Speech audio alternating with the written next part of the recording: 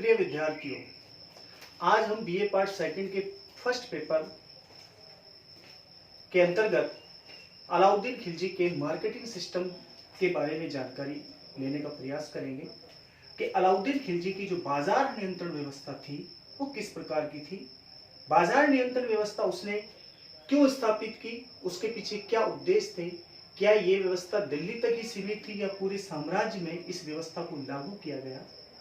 जैसा कि समकालीन इतिहासकारों के द्वारा उल्लेखित है कि अलाउद्दीन खिलजी मध्यकालीन भारतीय इतिहास का एक साम्राज्यवादी महत्वाकांक्षी शासक था, जिसके पास में 4,75,000 की विशाल सेना थी। जैसा कि कहा जाता है कि वह मध्यकालीन भारत के इतिहास में पहला शासक था जिसने अपने सैनिकों को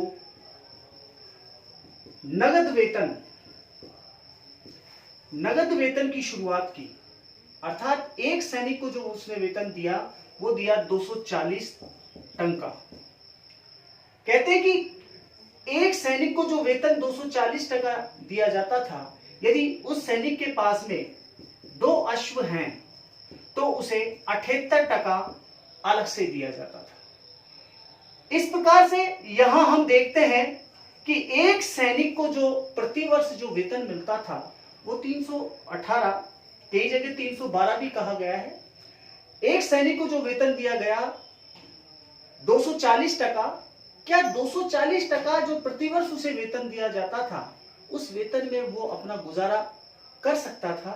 ये सबसे बड़ा अहम सवाल था। जैसा कि बर्नी लिखता है कि अलाउद्दीन खिलजी ने जो बाजार नियंत्रण व्यवस्था जो स्थापित की, इस व्यवस्था के पीछे उसकी जो मंशा थी वो अपने सैनिकों को कम वेतन में वो सारी सुविधाएं उपलब्ध कराना चाहता था। सेना में किसी प्रकार का असंतोष ना हो, सेना उसके प्रति किसी प्रकार का विद्रोह ना करे, इस बात का भी उसने ध्यान रखा। जैसा कि वह इस तथ्य से भली भांति परिचित था कि एक शासक जिसके साम्राज्य का आधार सेना होती है, और यदि कोई शासक अपनी सेना के प्रति उदासीन रहता है तो निश्चित रूप से वो अपने साम्राज्य की कब्र खोद लेता है। इसलिए कहा गया है कि अलाउद्दीन खिलजी ने अपने सैनिकों के हितों को ध्यान में रखते हुए उसने बाजार नियंत्रण व्यवस्था को स्थापित किया। बाजार नियंत्रण व्यवस्था उसके द्वारा जो स्थापित की गई, उस व्यवस्था के अंतर्गत उसने जो मुख्य कार्य किए, उसमें सबसे पहले उसने यहां एक विभाग स्थापित किया जिसे दीवाने रियासत कहा गया है। यदि हम इसको आज के संदर्भ में बात करें तो यह वाणिज्य मंत्रालय था। दीवाने रियासत जिसके अंतर्गत कई ऐसे अन्य विभाग थे। शायनाए मंडी जो अधिकारी था वो बाजार के अंतर्गत जो भी गतिविधियां होती थी, उन गतिविधियों की सारी रिपोर्ट दीवाने रियासत को दिया करता था और दीवाना रियासत सुल्तान को इसकी सूचना देता था। कहते हैं कि अलाउद्दीन खिलजी के द्वारा जो बाजार नियंत्रण व्यवस्था स्थापित की गई, इस बाजार नियंत्रण व्यवस्था के अंतर्गत उसने न केवल दीवाने रियासत या शायनाए मंडी स्थापित की, इसके साथ साथ उसने इस बात का भी ध्यान रखा कि बाहर से जो दिल्ली में व्यापार करने के लिए जो व्यापारी आए हैं, उन व्यापारियों के लिए उचित व्यवस्था की जाए। दीवाने रियासत विभाग का यह दायित्व था कि बाहर से आने वाले प्रत्येक व्यापारी का और प्रत्येक दुकानदार का ये उसका नाम और उसका रजिस्ट्रेशन इस विभाग के द्वारा किया जाता था। इसके साथ साथ यहां अलग अलग वस्तुओं के अलग अलग बाजार स्थापित किए गए। जैसा कि कहा जाता है कि सराय अदल जो बाजार था, ये कपड़ों से या कपड़ा बाजार था। यहां रेशमी, सूती, अलग अलग प्रकार के वस्त्र इस बाजार के अंदर मिलते थे। सुल्तान, जैसा कि बर्नी लिखता है कि कई बार इन बाजार का निरीक्षण करने के लिए कोई व्यापारी किसी प्रकार से सैनिकों को या जनता को जो वस्तु है वो कम तोलता हुआ तो नहीं पाया जा रहा है, इस बात का भी वो ध्यान रखता था। कहते हैं कि इसका लिए वो बार बार निरीक्षण करता था और छोटे बच्चों से, जैसा कि बर्नी लिखता है कि छोटे बच्चों को वो बाजार में भेजता और उनसे वस्तुएं मंगाई जाती थी। यदि कोई व्यापारी कम तोलता हुआ पाया जाता तो उसके शरीर से उतना ही मांस काट लिया जाता था। इस प्रकार का कठोर दंड का प्रावधान अलाउद्दीन खिलजी ने अपने शासनकाल के अंदर किया, जिसने व्यापारियों को ये स्पष्ट सीधा सीधा संकेत दिया, यदि व्यापारियों के द्वारा किसी प्रकार की कालाबाजारी या किसी प्रकार से कम वस्तु तोलता हुआ कोई व्यापारी पाया जाता है तो उसके विरुद्ध वो कठोर कार्रवाई करेगा। इतना ही नहीं, अलाउद्दीन खिलजी जिसने गुप्तचर व्यवस्था, जिसकी समकालीन इतिहासकार और आधुनिक इतिहासकारों ने प्रशंसा की है, प्रत्येक बाजार के अंदर उसने अपने गुप्तचर, विशेष गुप्तचरों को छोड़ रखा था और ये गुप्तचर उसे बारी बारी से जानकारी प्रदान करते थे। इसके साथ साथ हम यह देखते हैं कि बाजार के अंदर जो वस्तुओं की आपूर्ति की जाती थी और यदि कोई वस्तु कम या हम ये कहें कि आपूर्ति में किसी प्रकार की दिक्कत आती थी, इस बात का भी उसने खास ध्यान रखा। उसके द्वारा यहाँ सरकारी गोदाम का निर्माण किया गया, जिसमें कृषक वर्ग अपना अनाज इन गोदामों के अंदर सुरक्षित रख सकते थे। और या ये कहें कि जनता से जो राजस्व के रूप में जो अनाज वसूल किया जाता था या कर के रूप में जो अनाज उन्हें मिलता था, इन्हें उन सरकारी गोदामों के अंदर रखा जाता था और अकाल के समय या किसी विशेष परिस्थिति के समय इन अनाजों का बंटवारा या प्रत्येक परिवार को या सैनिकों को समय पर मिल सके, इस बात की भी समुचित व्यवस्था अलाउद्दीन खिलजी के द्वारा की गई थी।